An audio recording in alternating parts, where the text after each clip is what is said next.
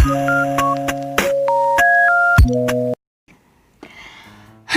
Assalamualaikum warahmatullahi wabarakatuh. Salam Historia. Bertemu lagi dalam pembelajaran sejarah Indonesia hari ini. Karena sebelumnya kita sudah membahas tentang adanya pengaruh Prancis dan Inggris yang pernah berkuasa di Nusantara. Nah, untuk hari ini kita akan membahas tentang penjajahan pemerintah kolonial Belanda yang terjadi di tahun 1816 sampai 1942. Oke, seperti yang sudah kita bahas sebelumnya bahwa Nusantara pernah berada dalam kekuasaan Prancis dan Inggris. Nah, perwakilan dari Inggris yang terakhir kali itu dibahas kemarin itu adalah seorang tokoh yang bernama Thomas Stamford Raffles. Ketika di tahun 1816, Raffles mengakhiri pemerintahannya di Hindia atau Nusantara. Pemerintah Inggris sebenarnya sudah menunjuk John Vandal untuk menggantikan Raffles. Tetapi di tahun 1814 diadakan sebuah konvensi London. Nah, salah satu isi dari konvensi London ini yaitu Inggris harus mengembalikan tanah jajahan di Hindia kepada Belanda. Dengan demikian, pada tahun 1816, Kepulauan Nusantara atau saat itu diberi julukan Hindia Belanda kembali dikuasai oleh Belanda. Sejak itu dimulailah pemerintahan kolonial Belanda di Nusantara. Jadi, dimulainya penjajahan oleh pemerintah kolonial Belanda itu di tahun 1816. Sedangkan jika kita membahas di materi-materi sebelumnya, Belanda juga kan pernah datang ke Nusantara. Tapi ingat bahwa itu sebetulnya yang memerintah dan menduduki wilayah Nusantara adalah VOC sebagai sebuah kongsi dagang, bukan merupakan perwakilan dari pemerintah kolonial Belanda. Nah, adapun saat kembalinya kolonial Belanda ke Nusantara, Gubernur Jenderal yang dipilih adalah Van der Capellen yang memimpin di Nusantara dari tahun 1816. Saat itu keadaan politik di Belanda memiliki dua perbedaan persepsi atau adanya perbedaan pendapat antara kaum politisi liberal dan kaum politisi konservatif. Nah, politisi liberal meyakini bahwa harus adanya campur tangan pihak swasta dalam urusan di tanah jajahan. Sedangkan dari pihak politisi konservatif meyakini bahwa tanah jajahan hanya berhak diurusi oleh pihak pemerintah. Oleh karena itu, ketika Van der Capellen ditunjuk menjadi gubernur jenderal, ia ingin menerapkan strategi jalan tengah dari perbedaan kedua persepsi golongan tadi. Tapi pada akhirnya Van der Capellen cenderung mengarahkan kebijakan jalan tengah tersebut menjadi sistem sewa tanah. Sehingga pada masa Van der Capellen ini ada kebijakan sewa tanah. Jadi tanah-tanah milik pribumi dan pemerintah itu bisa disewakan kepada pihak swasta. Selanjutnya, kebijakan yang diterapkan oleh Van der Capellen itu ada wajib pajak bagi rakyat. Jadi, rakyat pribumi itu diwajibkan untuk membayar pajak kepada pemerintah kolonial. Nah, sayangnya kedua kebijakan ini pada akhirnya menimbulkan reaksi ketidaksenangan. Nah, ketika Van der Capellen pada akhirnya meninggalkan wilayah Nusantara dan pulang ke negeri asalnya yaitu ke Belanda, posisi gubernur jenderal di Nusantara pun pada akhirnya digantikan oleh seseorang yang bernama Dubus de Hysynus. Nah, ia memimpin wilayah Nusantara dari tahun 1826 sampai 1830. Adapun kebijakan yang diterapkan itu adalah meningkatkan jumlah ekspor dan meningkatkan modal. Tetapi program ini tidak berhasil karena pada kenyataannya rakyat tetap dalam kondisi miskin, sehingga rakyat tidak mampu menyediakan barang-barang yang semestinya diekspor. Karena hal itu justru menyebabkan barang-barang impor lebih besar dibandingkan barang yang ingin diekspor. Hal ini tentu sangat merugikan pemerintah Belanda, dan kondisi tanah jajahan pun dianggap krisis sehingga kas negara Belanda sendiri tidak terpenuhi. Kosongnya kas Belanda juga disebabkan oleh banyaknya dana yang tersedot akibat pembiayaan perang perlawanan di tanah jajahan.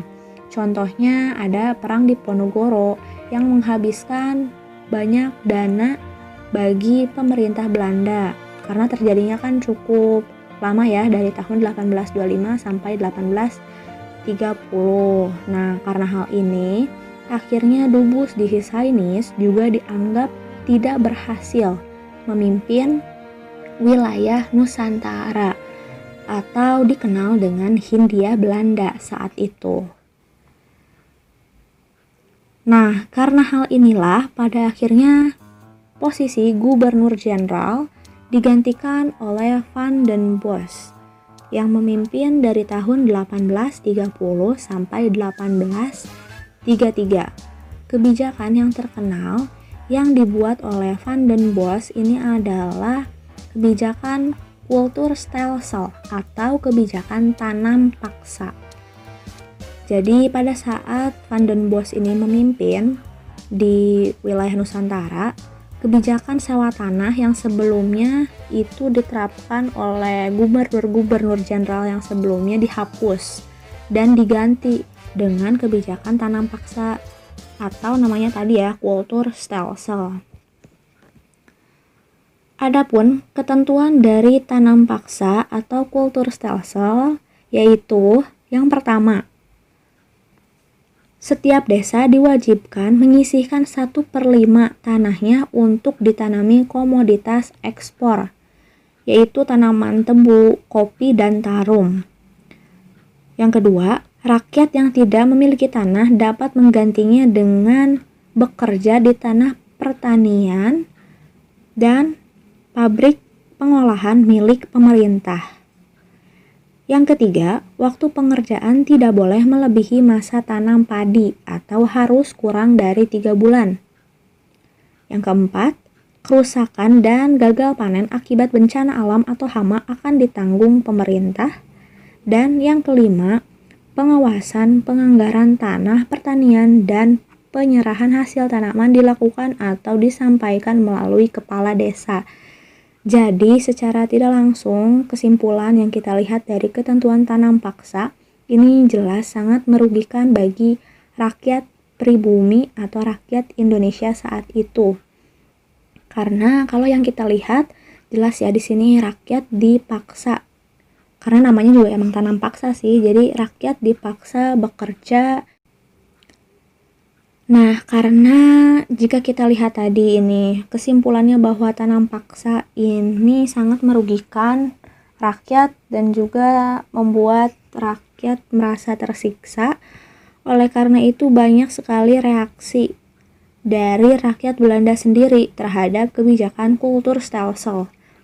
Reaksinya ada yang pro, ada juga yang kontra. Siapakah golongan yang pro itu?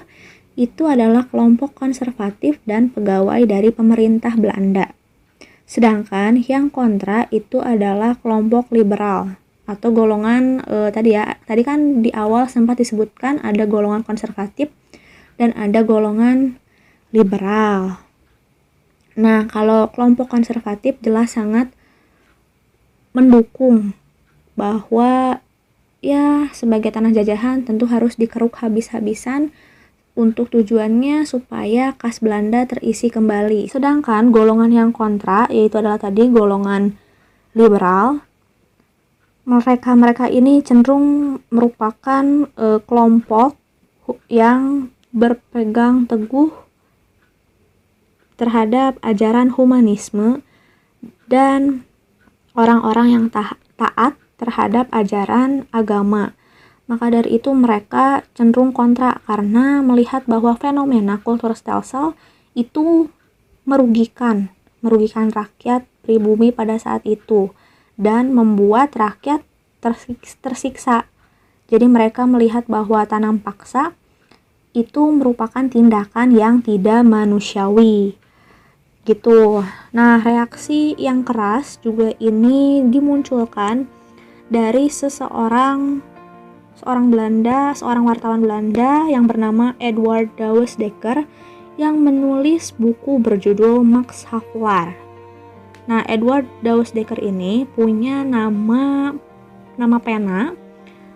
Itu nama penanya adalah Multatuli atau nama samaran mungkin ya. Nama samaran, nama pena dalam bukunya itu makanya ditulis buku Max Havelaar ini ditulis oleh Multatuli di situ.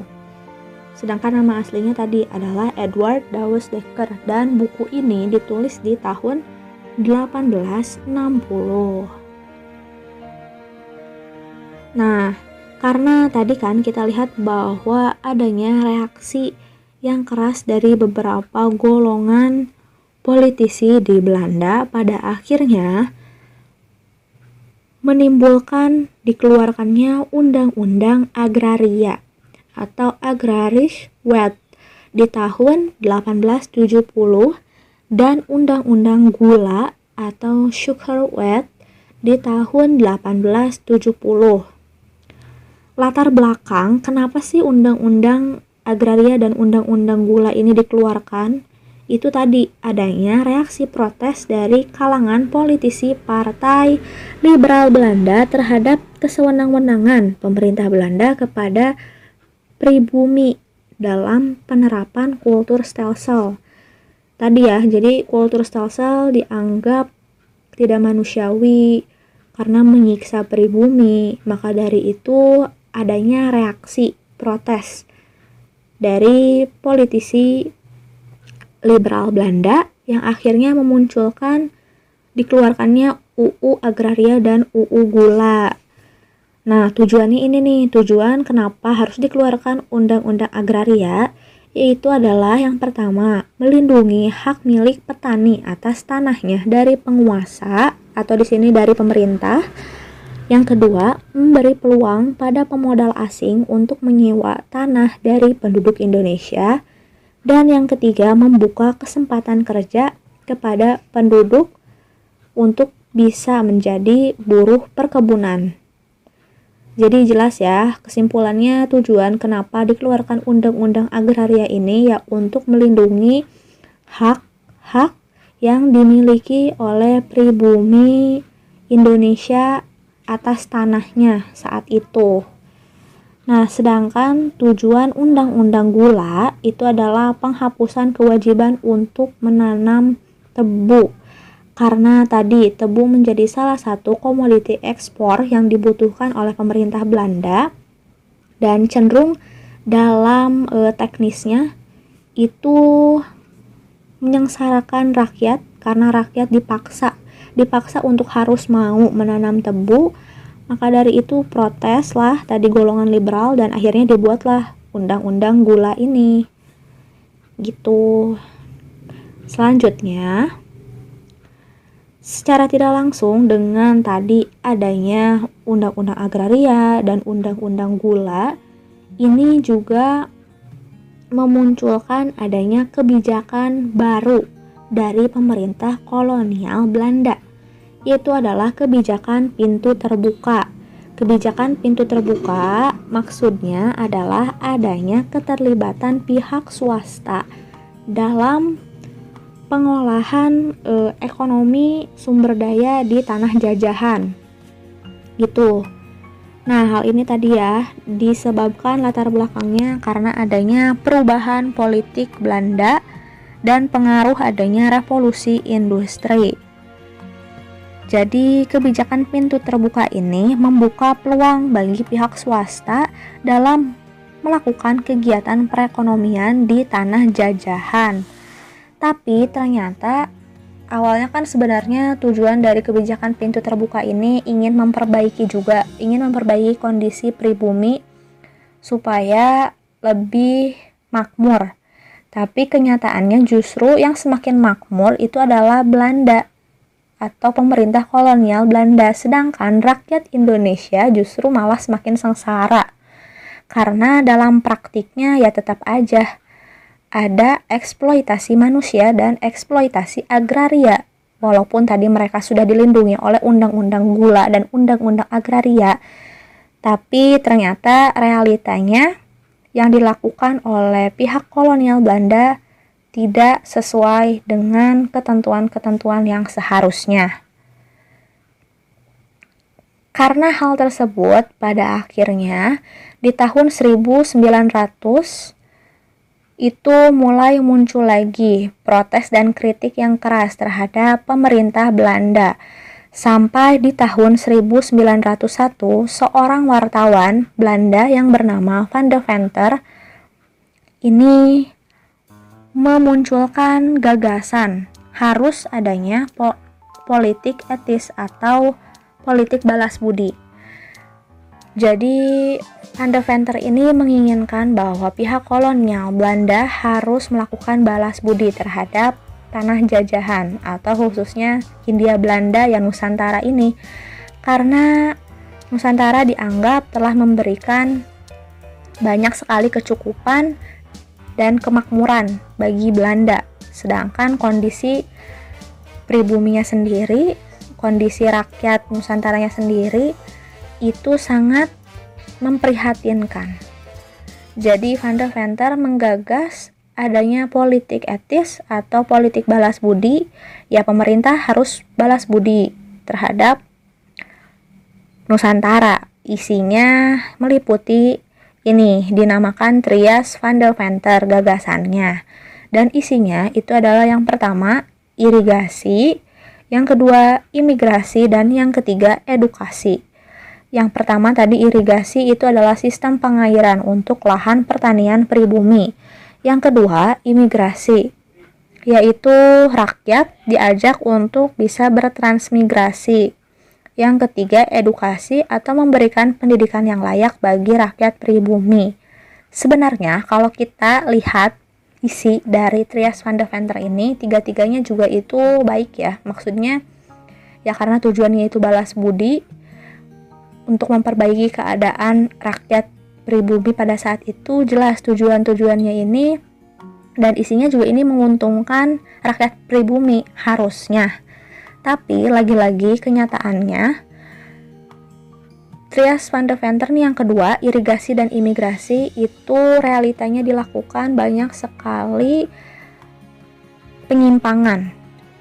Jadi tadi yang pertama sistem pengairan yang harusnya itu diberikan kepada lahan pertanian pribumi, tapi pada kenyataannya pengairan tersebut diberikan untuk mengairi lahan pertanian milik pemerintah kolonial Belanda.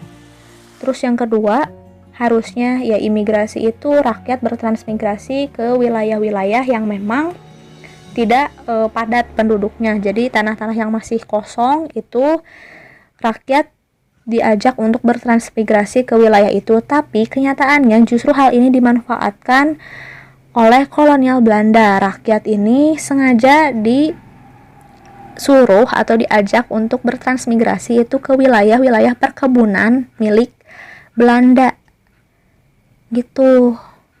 Nah, barulah yang edukasi ini yang dirasa berjalan dengan baik karena banyak pada akhirnya rakyat-rakyat pribumi yang bisa bersekolah, walaupun ya tetap ada persyaratan dan nggak semua rakyat itu bisa sekolah secara cuma-cuma, tapi ada beberapa persyaratannya juga dan tidak bebas begitu saja. Hal ini menyebabkan pada masa selanjutnya nanti di masa pergerakan nasional ada golongan cendekiawan baru. Nah, itu banyak muncul golongan-golongan cendekiawan yang akhirnya memimpin pergerakan.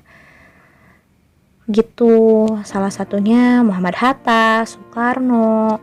Nah, itulah dia materi pembelajaran untuk hari ini. Jika ada yang ingin ditanyakan, silahkan tulis komentar di bawah. Dan terima kasih sudah mengikuti pembelajaran dan menyaksikan video di hari ini. Wassalamualaikum warahmatullahi wabarakatuh. See you on next video. Bye.